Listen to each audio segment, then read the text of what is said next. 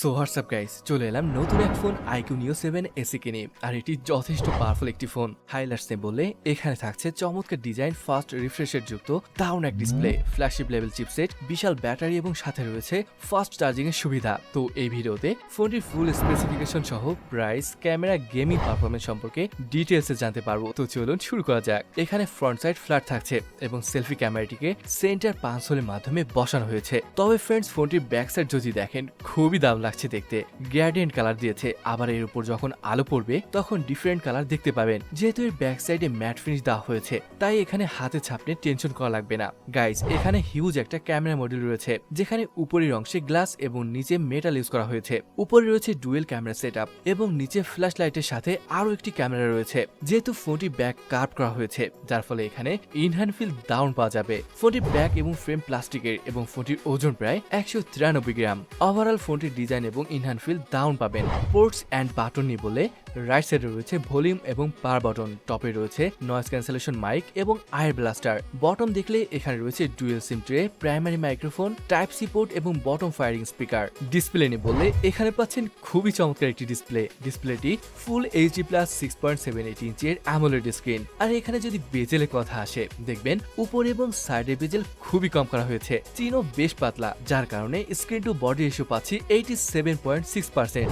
Guys, ডিসপ্লেটিতে 120 হার্জের fast refresh রেটের সাথে pixel density 388 PPI এবং এখানে HDR10 প্লাসের সাপোর্টও রয়েছে। ব্রাইটনেস বলে ডিসপ্লেটি কিন্তু যথেষ্ট ব্রাইট, কারণ এখানে থাকছে 1300 নিটস পিক ব্রাইটনেস, যার ফলে ফোনটি আউটডোর বা ডাইরেক্ট সানলাইটে তেমন প্রবলেম হবে না। ওভারঅল অসম একটা ডিসপ্লে পাচ্ছি। ওকে গাইস, এখানে চিপসেট হিসেবে রয়েছে MediaTek Dimensity 8200 অক্টা-কোর প্রসেসর, যেটি 4nm base processor. Max clock speed 3.1 GHz পাওয়া যাবে। আর এটি প্রথম কোন ফোন যেখানে এই প্রসেসর ইউজ করা হয়েছে। গাইস, জিপি হিসেবে রয়েছে Mali G610 MC6। এখানে 16GB পর্যন্ত LPDDR5 RAM এবং 512GB পর্যন্ত UFS 3.1 টাইপ স্টোরেজ রয়েছে, যেটা দারুণ একটা ব্যাপার। 5000 mAh এর ব্যাটারি রয়েছে ফোনটিতে, যেটিকে আবার চার্জ করার জন্য থাকছে 120 ওয়াটের একটি ফাস্ট চার্জার। আর এই চার্জার দিয়ে যদি চার্জ করেন তাহলে 1 থেকে 60% হতে সময় নেবে 10 মিনিটের মতো। যেহেতু এটি 4nm বেস চিপসেটের একটি ফোন, তাই এখানে পাওয়ার কনজাম্পশন খুবই কম হবে। এর ফলে মিডিয়াম ইউজে 1 থেকে 1.5 দিন বেশ আরামেই চলে যাবে। iQOO 7 SE এর ওএস নিয়ে বললে এখানে থাকছে অরিজিনাল OS 3.0, যেটা অ্যান্ড্রয়েড 13 এর উপর চলবে, যেখানে রয়েছে অনেক ফিচার। তবে ইন্ডিয়াতে ফান্টাস ওএস আসতে পারে।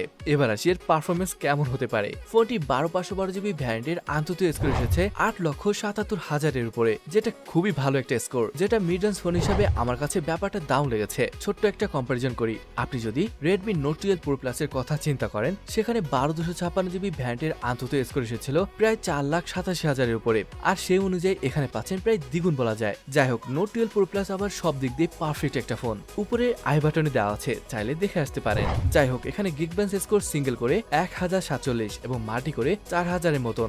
আর এই ফোনটিতে আপনি যে কোনো গেম খুবই স্মুথলি হাই সেটিংসে খেলতে পারবেন। মোট কথা হলো এটি গেমিং টাইমে স্মুথ একটা এক্সপিরিয়েন্স দেবে, যেহেতু ভালো পারফরমেন্সের সাথে দারুণ একটা ডিসপ্লে রয়েছে।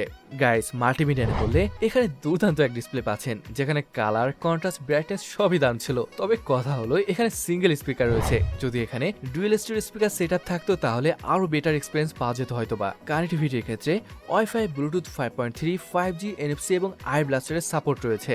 গাইস, ভালো ব্যাপার হলো এখানে আপনি ইন ডিসপ্লে ফিঙ্গারপ্রিন্ট সেন্সর পেয়ে যাচ্ছেন, যেটা বেশ ভালো কাজ করছে। ওকে, এখন ক্যামেরা নিয়ে কথা বলা যাক। এখানে রিয়ার প্যানেলে রয়েছে ট্রিপল ক্যামেরা সেটআপ। মেইন ক্যামেরাটি 64 মেগাপিক্সেলের f1.8 অ্যাপারচার, সাথে এখানে ওএস এর সাপোর্ট রয়েছে। সেকেন্ড 2 মেগাপিক্সেলের ম্যাক্রো সেন্সর এবং আরো একটি 2 মেগাপিক্সেলের ডেপথ সেন্সর দিয়েছে। ভাই, এই দুইটা বাদ দিয়ে যদি 8 মেগাপিক্সেলের আলট্রা ওয়াইডও দিত, আমার মনে হয় ওইটা আরো বেটার হতো। যাই হোক, ফ্রন্টে রয়েছে আরো একটি ক্যামেরা সেলফির জন্য, যেটা আবার 16 মেগাপিক্সেলের। ফটো দেখতে পাচ্ছেন, তবে কথা হলো মেইন ক্যামেরা দিয়ে কিন্তু বেশ ভালো ফটোই তোলা যাচ্ছে। একদম natural colour, dynamic range, sharpness যথেষ্ট ভালো। আর এখানে আপনি মেইন ক্যামেরা দিয়ে 4K 30fps এ শুট করতে পারবেন এবং সেলফি ক্যামেরা দিয়ে 1080 30fps এ শুট করতে পারবেন। ফোনটি আপনারা 3টি কালার ভ্যারিয়েন্টে পেয়ে যাবেন, এগুলি হলো ব্লু, গ্রে এবং গ্রেডিয়েন্ট। এবার আসুন ফোনটির প্রাইস কেমন হতে পারে। গাইস, ফোনটির প্রাইস আনুমানিক 30,000 পড়তে পারে। তবে কথা আছে, এটা বাংলাদেশে আসবে কিনা তা নিয়ে সন্দেহ আছে। তবে আমার মনে হয় এরকম ফোন বাংলাদেশে আনা উচিত। গাইস, যদি প্রাইস হিসাবে ফোনটি বিচার করেন তাহলে এখানে পাচ্ছেন চমৎকার একটি ফোন, যেখানে রয়েছে দারুণ এক ডিসপ্লে, দারুণ ডিজাইন, ক্যামেরাও ভালোই, তবে পারফরমেন্সের কথা আসলে অসম। তো গাইস, এই ছিল আজকের ভিডিও। আশা করি ভালো লেগেছে। আর ভালো লাগলে আমাদের এই চ্যানেলটিকে সাবস্ক্রাইব করে রাখতে পারেন এমন সব ভিডিও পেতে। তো গাইস, ভিডিওটি এখানে শেষ করছি। দেখা হবে পরের ভিডিওতে।